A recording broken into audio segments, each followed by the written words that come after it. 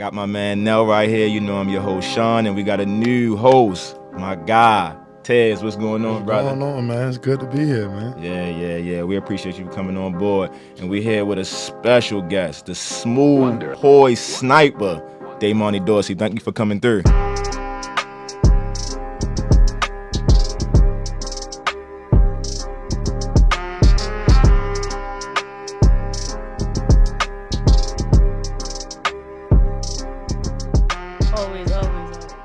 Yeah, we just gonna follow your journey up until now. We want to give you your flowers. We want to congratulate you on what you accomplished, and we just want to follow your journey. And welcome to the Built for Nothing brand. Thank you for letting me be here. No question. Look, we're gonna start out with what got you started with sports. My older brother, he always played basketball, so me and my sister just wanted to follow his footsteps. So we just wanted to play too, be like him. We always looked up to him, so that's just what we wanted to do. Did y'all used to compete against him and stuff like that? Did he train you or whatever the case may be? Yeah, we always played against him, but of course he would always beat us, but it's just what made us better. Let's get right into high school. So you went to St. Francis. Talk to us about how you got there. Of course my brother went there, but that right there, everybody think it's easy to go there. That's probably one of the toughest. That is the toughest high school to go to in Baltimore. Like, you gotta be tough. Like, it was hard. I remember my first summer going there, I used to just go home and just cry. Like, bruh, it's so hard there. Like, I remember my first ever scrimmage playing there in the summertime. This girl, we called her Big Butter. She coming down on the fast break. I'm just trying to stand there, just stand there. She just trucked me over. I remember just going flying out of bounds. Like, I'm like, bruh. And everybody like, get up, what you doing, get up. I'm like, bro, like, this cannot be real. Because you coming from middle school, you the best player. Like, nobody touch you.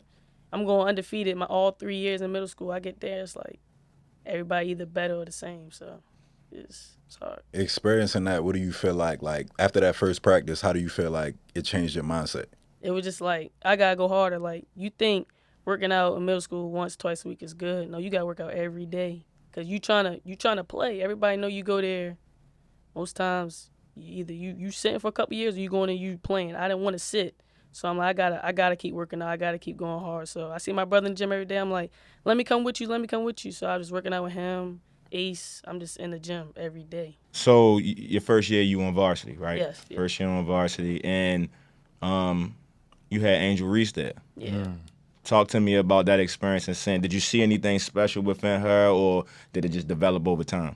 She been a dog, like, because when I was in middle school, I always knew I wanted to go to St. Francis. So I remember, like, they went to nationals and it would just play where, like, they was down like 1 or 2. It was down like 2. And I remember she got the rebound, passed it to her teammate. Her teammate went coast to coast, missed the layup. She got the rebound back, put it up, went to overtime. That's when I knew, like, nah, she gonna be special, because it's like she never shied away from the moment. She was always like, people probably think like she just started doing that too little, all in people's face. Nah, she been doing that. Like, she block your shot in practice. She telling you about it.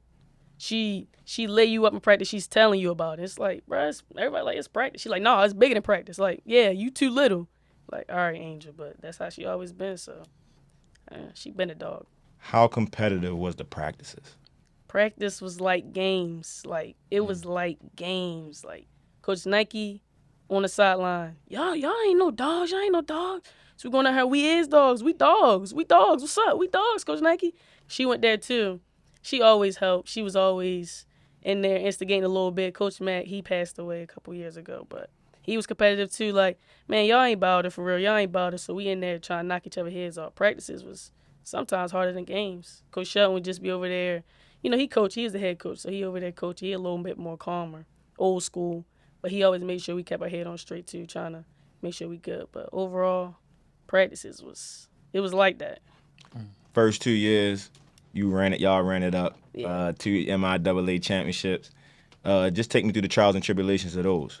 The first one, it was hard. I remember because we lost the roller part twice in regular season, so it was like we already knew like it was gonna be us and them in the championship. We already knew, so we were just like, we gotta lock in. So I remember that last practice before the championship, Coach Shelton was like, he put up on the score. The last time we lost to them, 45-44. So he put that on the score. But I remember he had the quarters with a 5, not a 4. Like, he was like, we got one more chance. Like, this is our last chance. We gotta leave it all out there. And I remember, like, that's just what we did. And then the year after that, my sophomore year, we played Pilates. We knew we had to do it then. We already knew. Those said It fight was, work. it was like, because everybody was making like a rival. Like, it was like, Pilates never been our rival. Wild Sunday our rival. But whatever. Then we had to do. Like, we went out there, spanked them. It was like, that was our 5P too. We won 5 in a row. Yeah. That's cold. Yeah. So I know the next year was the COVID year. Yeah. And you told me that y'all lost one game that year. So y'all felt like y'all was gonna win it again. I know we was gonna win that again. That was the first year. Angel had left, so everybody was already talking like, man, Angel gone. And so we was ready. Like that next year, after we won that last championship, we was all ready. Like, we about to go win this next one. And COVID, it was like, dang. So it was like we didn't have a real playoffs and championships, so it was hard. But we did end up losing McDonough that year. But I still think we would have won it all. You won in middle school. You come in. I know you said it was tough. You had to kind of change your mentality, but you still winning, right? And that even in that COVID year, you said y'all felt like y'all was going to win. Yeah. So talk me through that senior year. Senior year, it was so bittersweet. Like, it was hard because everybody thought, like, if you look on paper, we was all seniors, but in reality, we was still young because it was like most of us didn't really get that experience playing with Angel and everybody else. So, like, Jayla Bannerman, she came in. That girl's a dog. That girl's a dog. But she didn't play her freshman, sophomore year. And in COVID, we didn't really even get to play like that. So you looking on paper, it's like, Jayla a senior, like, why? But it's like Jayla didn't really get to play like that. So Jayla coming in, and she battled, and Jayla was cooking, but it's still like we just didn't have all that experience. My little sister, she did get to play, but still she only really got to play 1 year. It was her freshman year. Her sophomore year, she didn't really get to play. So she's a junior playing with us. She didn't really get to play. And then the rest of them, Ondia, she transferred in from the B conference, so she's still a dog too, but it's like she didn't get that A conference experience. I think that's really what it was. That I was kind of the only one who really had a lot of experience playing, but it was like, I don't know, it was hard. McDonough was a good team. That's when they was just locked in. They had the chemistry already because they've been playing with each other. So What was the recruiting like for you? recruiting process, it was hard. I think COVID really changed everything. That's what I tell everybody now. Like, don't take it for granted, because 16U, that's the year you got to really go. And my 16U, I didn't get it. So 17U was more so like I had to go. Like, it was like, you gotta go. So I worked hard, and then I ended up getting a couple interests that are about to be offers. But attitude, like, I'm not even afraid to tell nobody no more. Attitude got one of my offers pulled. You can't do that. Like, your attitude is gonna get you messed up. Like, I remember I knew I had the offer in my hand, like, it was there. And my coach ended up subbing me out, and I was like, why you subbing me out? Like, I just hit a 3. Everybody going crazy. He just subbed me out. I didn't know why, but he subbed me out. He was like, you look tired out there. I'm like, I'm not. I just hit a 3. The coach is here. You know they're here. Subbed me out. I just went down the line. I didn't shake nobody's hand. I sat down on the bench. She pulled it. I never knew why until a couple months later. My head coach, he told me, he's like, she pulled that offer because of your attitude, and you still have one. You gotta stop. So around January of my senior year, I got a call from Bethune Cookman. It was like, we see your game. We want you to come down here. I'm like, I'm going. Like, I'm going. I got to. Like, so that's how it really went. So I want to backtrack to AAU. You had a crazy team. Yeah. Right? You had Jayla, Lil Yeah. Mama, you had DK. Talk about that experience playing with them. That much talent, because you got guards who can get you the ball. You got Lil Mama who can go up and down the court. You can shoot the ball. What was that like playing on that Under Armour circuit? I think we just need a little bit more time. If we had a little bit more time, we would have shot everybody. Like, that team, I like that team because it was a lot of Baltimore kids. I know a lot of AAU teams, you got people from Philly, PA, like all different places, but it's like that team was straight Baltimore kids, and we was dogs. So I think we didn't really have the chemistry, but we was hooping though. We just didn't have a lot of chemistry, but we was tough though. So you get the Bethune Cookman.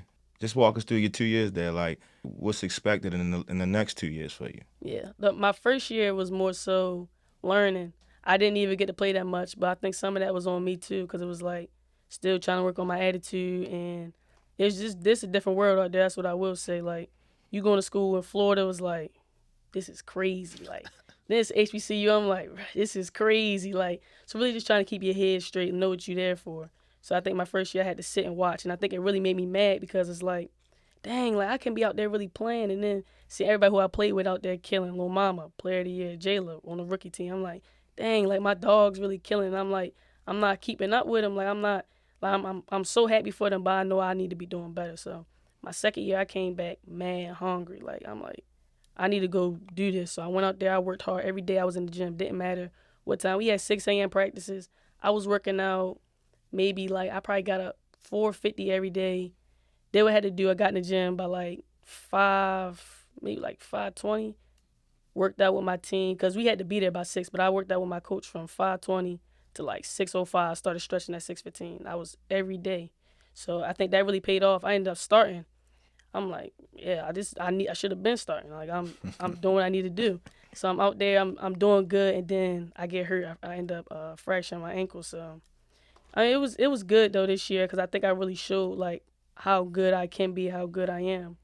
But you know, just next year, these next 2 years, this year is my time. Like this the breakout year. Like I ain't even try to talk about it to him. I just go out there and show him like this is what I was supposed to been doing. I was playing around with y'all. Like no more games. Like that's what I'm here to do. And then senior year, I'm going for everything. 100%, 100%. You heard it here first on the Built for Nothing podcast. Yeah. So when it happened, come back here. Yeah, sure. So look, we're gonna wrap up. We're gonna hit you with some quick hitters real quick. I do want to know like who was a person that had a big name or just somebody you just gave a business to?